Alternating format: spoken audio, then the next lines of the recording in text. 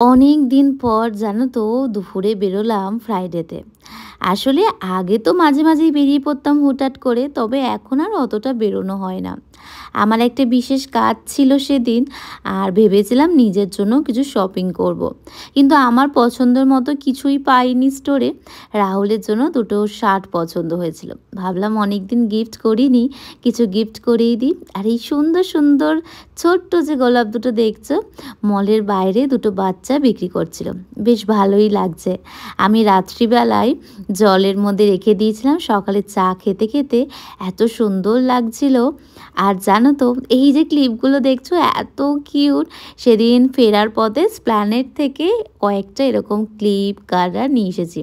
আসলে এগুলোকে গিয়েই বাঁধাবো, আমি একটু বেঁধেছিলাম। বাড়ি চলে গেছি, এই দুজন স্পেশাল গেস্টকে আমার সাথে নিয়ে আসবো। কটা দিন আমার সাথে থাকলে আমার দিনগুলো বেশ সুন্দরভাবে কেটে যাবে। তিনজনে মিলে চলে এসেছি আবার ফ্ল্যাটে। আর ইনি সবসময় এইভাবে রাস্তা দেখতে দেখতেই আসে। চলো কাল দেখা হবে তিনজনের সাথে। টাটা।